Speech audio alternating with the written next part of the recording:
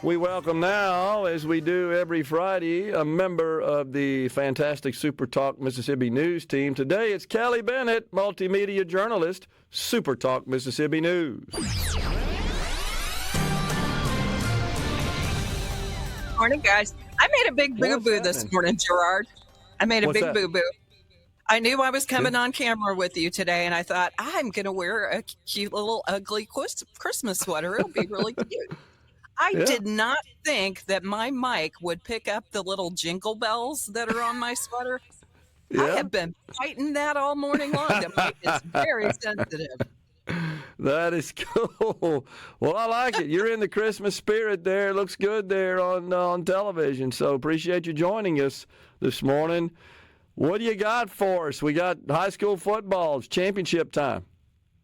Yeah, we've got a ton of sports news from this week, actually. So as you mentioned, the high school football championships kicked off on Thursday night.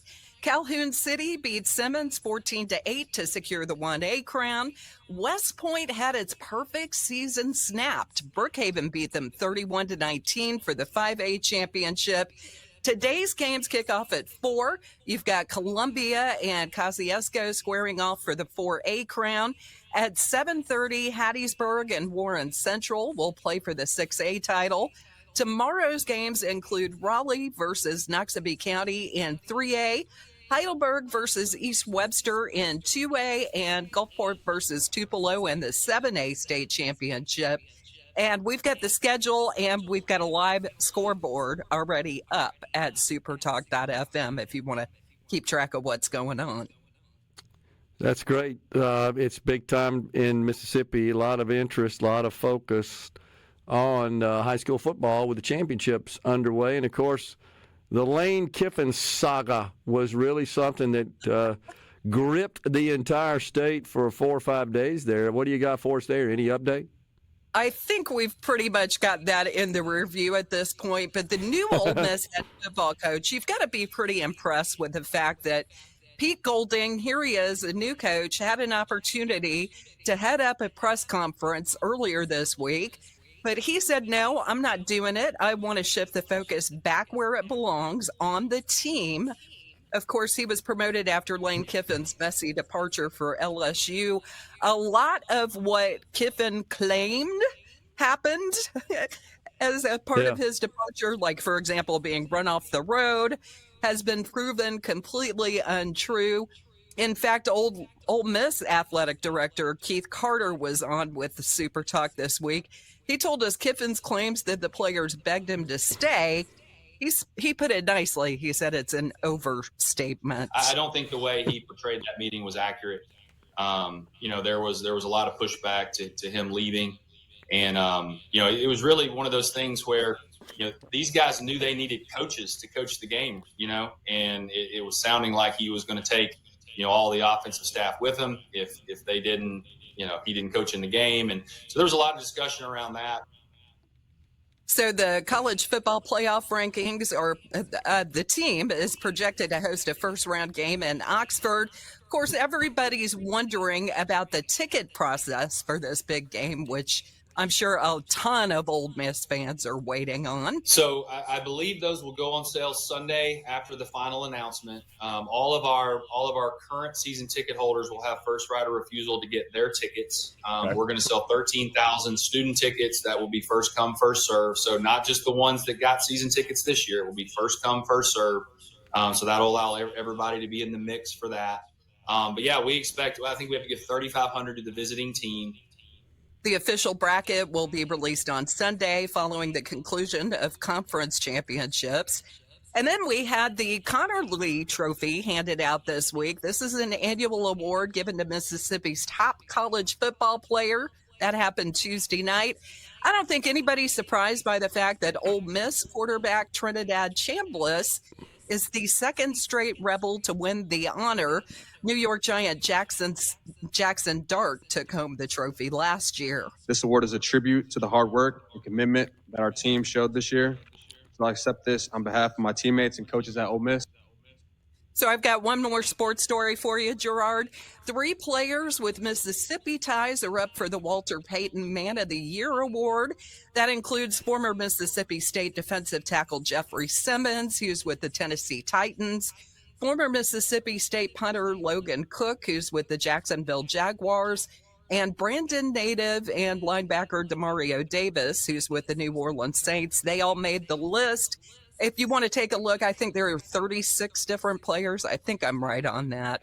That story's up at supertalk.fm. But congratulations to them. Great honor.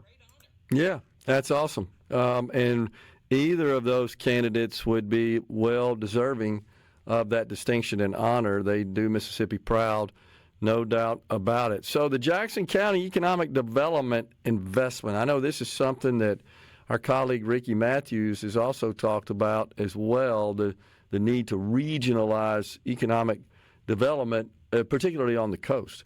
But what's up in Jackson County?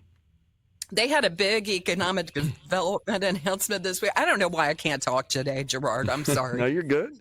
The Mississippi Development Authority announced that BWC Terminals, which is already an existing business, is expanding its footprint in Pascagoula with a $316 million investment. This is an agreement with Chevron, the Chevron refinery in Pascagoula. BWC refines, manufactures, and distributes petroleum, chemicals, and agriculture products. So they're building this facility at the old Mississippi Phosphates location. And of course, Governor Reeves is calling it another win for Mississippi. That area is an economic development gold mine. It's one of those that we really enjoy seeing because it's an existing business that has been in Mississippi for a long time. The state has seen over $41 billion in private sector investment over just the past 5 years. So more great news. Yeah, absolutely. Totally is. All right, what else you got, Kelly?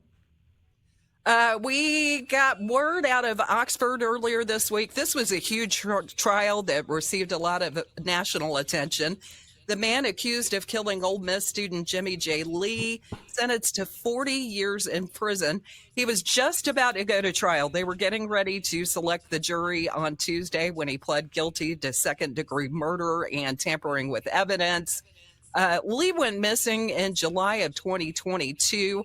His remains weren't found until February of this year. So that's been a big case, and it's finally reached its conclusion. New area code. What's going on there?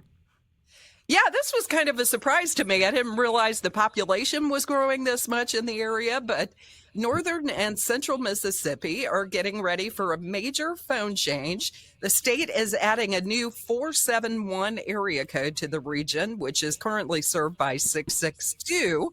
The Public Service Commission approved the addition to ensure enough phone numbers remain available as demand in that area continues to rise. The new overlay takes effect January 30th of next year, expanding numbering capacity without requiring existing 662 users to give up their current number. So it sounds like this is for the new guys coming into the area for a phone number. Okay. Wow. Didn't see that coming. That's for sure. I'm kind of still stuck in the days when we had one for the entire state. Well, you know, there's been a lot of debate about whether or not the last census was actually accurate in Mississippi, and they did come in and do a correction. Sometimes I think when I see these stories that Mississippi is growing in population, and we just really haven't been given credit for it. Yeah. Yeah, I agree. And there's been certainly some questions about that. Just the process of obtaining the accurate census counts has been under scrutiny, no doubt about it. All right, Farmers Aid announcement. What's going on there? That's a big one in Mississippi. Yeah, ag producers have really been having a tough time for a lot of different reasons, including inflation. The tariffs have kind of cut into what's going on with them. Well, on Tuesday, U.S. Agriculture Secretary Brooke Rollins said the administration will make an announcement next week on further payments to farmers suffering from export losses. This is going to be called a bridge payment program for farmers, and it's expected to provide short-term relief while longer trade and aid packages are finalized. So we'll keep you up to date on that next week as soon as it's announced. I got you. All right. Appreciate the update, Kelly. Good job there. Thanks a lot. See you next Thanks time. a lot. All right. See you next time. We're coming right back in the Element Wealth studio. It's middays. Stay with us.